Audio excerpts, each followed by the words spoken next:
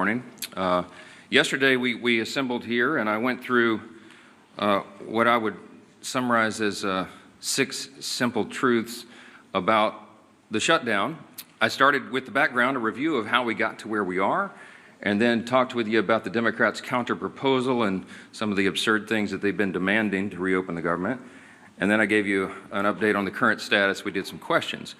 Well, sadly, that status has not changed. As you know, last night, the Senate Democrats, the same group, voted again to keep the government closed. So that was their 5th vote to shut the government down on the American people. It is regrettable and sad, and real pain is being felt by real people because of these political shenanigans. So today, instead of the 6 simple truths, I'm going to give you 5 key facts, okay? And then we'll do some questions. I'll be more brief today. I do think it is incumbent upon us to mark the tragic anniversary of October 7. And I'll just say just a very brief word about that. There's a lot that could be said. But there are protests right now around the country and around the world against Israel. And it makes no sense. We have to remember what October 7th marks. It was a massacre. You had 1,200 people that were murdered, many of them tortured and raped. I mean, just the most heinous crimes.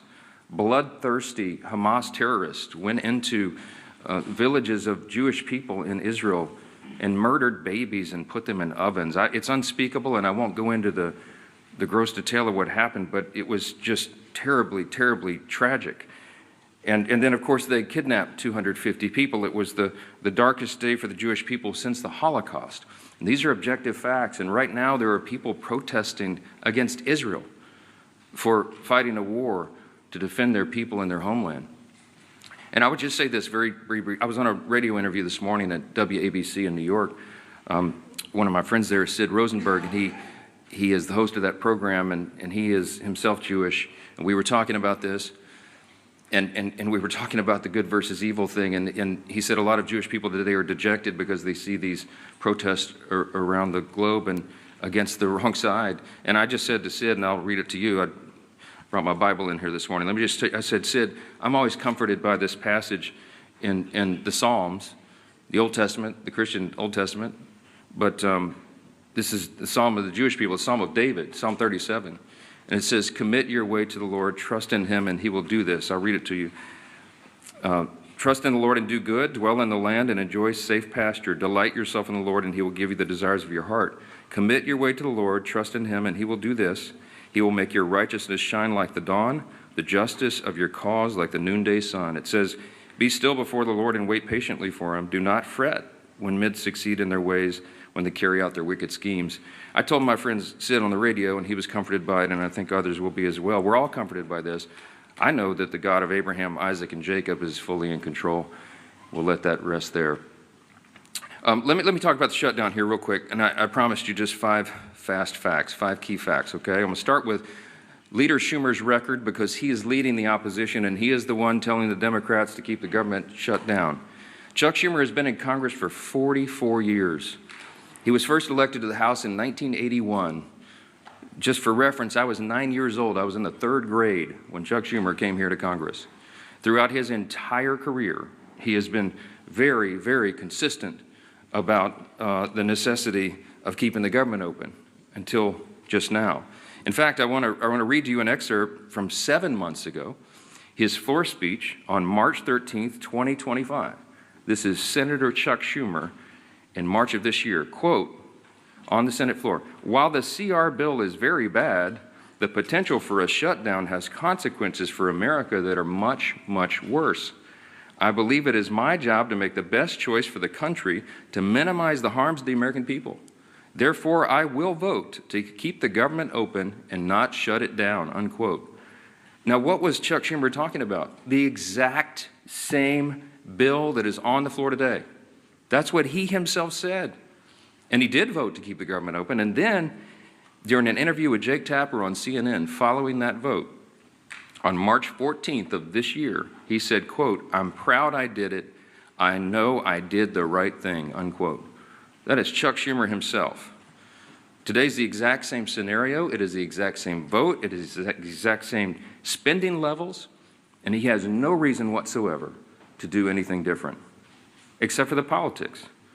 So that's fact number two. Fact number one was Schumer's record. Fact number two is his calculation today. It is purely about politics. He is recognizing the reality of the political winds changing in the state of New York. As I mentioned yesterday, they are likely to elect a Marxist to be the mayor of New York City, and Chuck Schumer is terrified by that.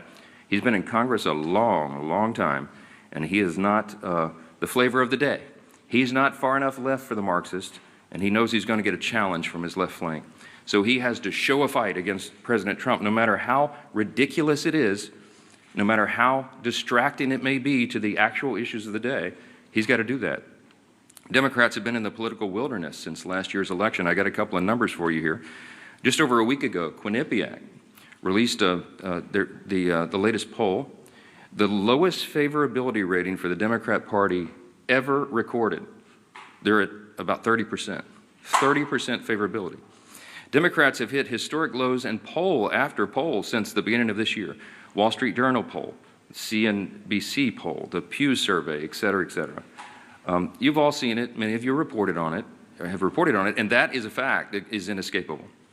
Third fast fact this morning, the Democrats' record on the CRs. You know about Chuck Schumer's record, but they've all done it. Democrats and Republicans have worked together to pass 13 CRs to keep the government open under the Biden administration in the previous four-year term. Democrats supported every CR close to unanimously in the House and the Senate. In fact, their average is 99%. 99% of the Democrats who are voting no right now voted yes 13 times on the almost exact same, word for word, very simple CRs to keep the government open. But they won't do it now. The fourth fast fact this morning is the actual cost of the Democrats' CR counterproposal. I showed you all the graphics and all the evidence, and it's still there on my website at speaker.gov. You can go and see. The Democrats' counterproposal, what they're demanding to reopen the government and get it working for the American people again, would result in nearly $200 billion being spent on health care services for illegal immigrants and other non-citizens. It's enough to fund the entire children's health insurance program, $200 billion. And that's just part of the $1.5 trillion in new spending that they want to hoist upon the American people for big liberal wish lists in the middle of a very simple 7-week stopgap funding measure to keep the lights on. Fifth fast fact, and I'll take your questions, the cost of the government shutdowns for real people. So this results in crippling economic losses right now. These are the latest numbers. We've been assembling these, and I'm sure many of you all have been reporting on it. Each week the shutdown continues. It will wipe out an estimated $15 billion in our gross domestic product in our country. A month-long shutdown would mean not just 750,000 federal civilian employees furloughed right now, but an additional 43,000 more unemployed Americans across the economy, because that is the effect, the ripple effect that it has in the private sector. You could go state by state, and we could have charts and graphs this morning and show you what it's going to mean to every state. But what the shutdown means in the state of New York, for example, that's Chuck Schumer's state. The impact there is a decline of $1.2 billion per month in GDP. That is the pain that is being wrought. And I, again, have to mention that when you shut down, as they have, women, infants, and children nutrition programs, veterans health services, the disabled, the elderly who receive health care at home, all these programs are now being shuttered because the funding streams have stopped. We have troops, we have Border Patrol agents, TSA agents that are all serving, protecting all of us, protecting the country without pay right now. Real hardships for real families, and it cannot drag on any longer. We are pleading with the Democrats in the Senate to do the right thing. The Republicans are united 100%, and we have proven it with our votes. The President, the Republicans in the Senate, and of course the Republicans in the House have done the right thing. We have all advocated to keep the government open. We have all voted repeatedly over and over to keep the government open. And it comes down to the necessity of 60 votes in the Senate. We only have 53 Republicans, and so we have to have a handful of Democrats who will wake up and do the right thing and stop inflicting pain on the American people so that they can score political points. I'll take your questions. Yes, ma'am. Hi, Mr. Hey. I would like to know employees will receive the back pay if they keep their job. And then also, we saw in the Democrats' CR almost $500 million for PBS and NPR, $174,000 in death benefits to those 3 Democrat lawmakers' families who recently passed away, $437 million for the European Bank. Could you also comment on those 3 provisions too? Yes, I mentioned in the counterproposal, the CR for the Democrats presented, it's $1.5 trillion. And if you go through it, and we have, and you analyze what it is they're requesting, it's a list of absurd priorities. They know that we could never do that and would never do it because it's wrong. For example, they want to give $500 million back to the Corporation for Public Broadcasting. In the One Big Beautiful Bill, we eliminated that line. We don't believe that taxpayers should be funding biased news organizations and subsidizing their operations. That might have made sense 30 or 40 years ago, but you don't need that service anymore. Look how many media outlets are present in the room this morning. Media and information is ubiquitous. It's 24/7. It's live all the time, and it's on the internet. We don't need taxpayers funding that, and they were all left-leaning, biased organizations. We're not doing that again. And some of these other priorities that you mentioned, there are many that we could list that are just outrageous. It has nothing to do with the current proposal to keep the government in operation for 7 more weeks so that we continue the appropriations process. We're trying to fund the government, and you need Republicans and Democrats to work together to get that done. With regard to whether the furloughed civilian employees of the federal government will receive back pay, it is true that in previous shutdowns, many or most of them have been paid for the time that they were furloughed. But there is new legal analysis. I don't know the details. I just saw a headline this morning. I'm not read in on it, and I haven't spoken to the White House about it. But there are some legal analysts who are saying that that may not be appropriate or necessary in terms of the law requiring that back pay be provided. So I'm sure that'll be there will be a lot of discussion about that. But there are legal analysts who think that that is not something that government should do. That, if that is true, that should turn up the urgency and the necessity of the Democrats doing the right thing here. Even more pain, more than I just listed, for more people. So we've got to figure it out. Back row, yes, sir. Speaker, you've spoken repeatedly since the shutdown began about the impacts on FEMA, the National Flood Insurance Program. Talk about how you're from a hurricane state. If this is a priority for you, why not bring the House back and vote on a reauthorization for NFIP or for WIC or troops pay or all those things for that matter? Well, there's a lot of issues that we need to address, and we work on flood insurance, the flood insurance program all the time, those of us in hurricane states. But the work of the House has been done, and we have to get the Senate to reopen the government so that we can come back and handle all of these very important end-of-the-year issues. There's a lot of things on the table. FEMA has sufficient resources right now to do that. We do have to extend the flood insurance program, annually, effectively, to make sure that it's there. But we'll do that. We'll do it in due course. There's a lot of end-of-year issues that are being conflated with this very simple issue of keeping the government open. And that is the first and most immediate priority, and we must use every leverage point we have to force the Democrats to do that. And that's why we're handling the schedule the way we are. Yes, sir. Yeah. Thanks, sir. You've talked about Leader Schumer's record with regard to continuing resolutions. Your record, you voted against continuing resolutions in the past, including when Speaker McCarthy was the Speaker. How do you explain your stance now versus yours previously? Yeah, different circumstances, different times. When we did CRs in the past, you had leverage points of things that when the Democrats were trying to put their partisan priorities in, we were trying to use whatever leverage we had in the minority to take them out. Very important distinction right now. We did not put in Republican priorities in the clean CR. I could have put some of our priorities or poison pills or things that Democrats had done in the past to us. We didn't. And that's why there's nothing to negotiate right now. People say, why aren't you negotiating? I don't have anything to offer. I can't go to a clean CR and say, let me pull off the Republican priority and make it more palatable for you, because we didn't add that in. It's simply a status quo continuance.